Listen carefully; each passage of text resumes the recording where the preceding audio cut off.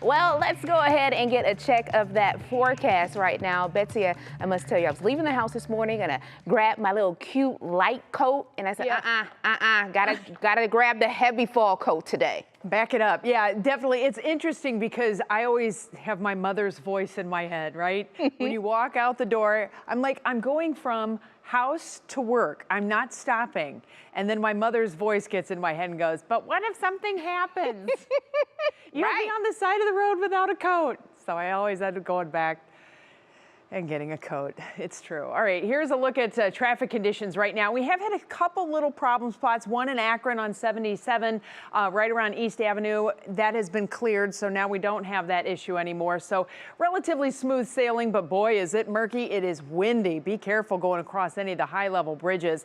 49 degrees right now here in the land, and you can see we've got some issues as we go through the rest of the evening. We have been dealing with the wind. We have been dealing with the cool temperatures. We have also been dealing with on and off rain, and that is not going to stop as we go through the rest of the evening. We still have better than 50% chances for rain as we go past 6 o'clock, even up toward the 9 o'clock hour. We're anticipating those rain chances to really be staying with us. Temperatures here in the city will be rather consistent, right around 50. Farther south, though, those temperatures are going to start to drop off as we head into the overnight hours. And yeah, there are definitely some weather impacts to talk about.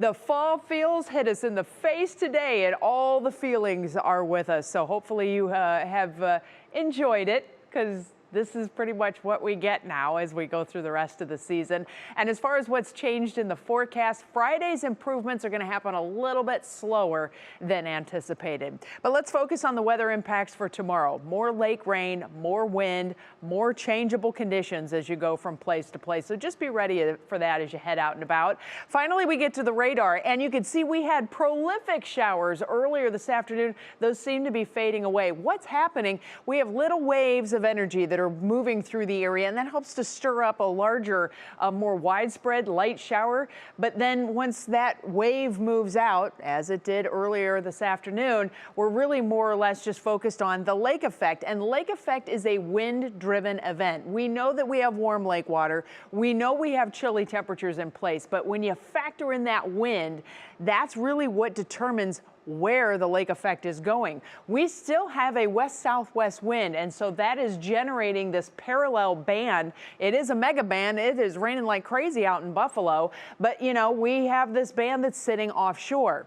For now, this becomes a really big part of the story because, as you can see, our larger storm system here, this entire circulation is expected to tighten down, and we're probably going to start to see these northwest winds working a little bit closer in.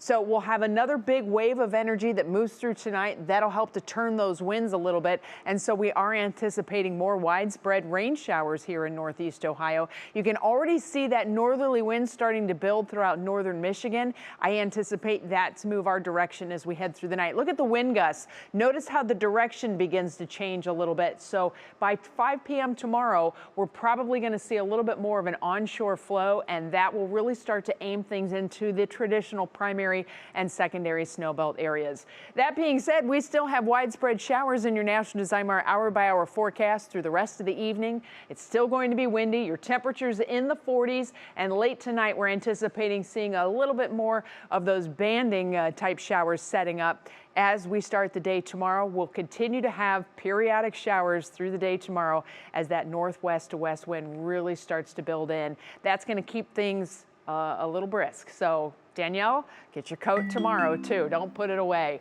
We'll be in the low 50s for Friday as well. Those showers are going to be very stubborn to move out, but I still think in your Union Home Mortgage forecast, we've got a good looking weekend on tap, and we're going to hold on to nice conditions as we start next week.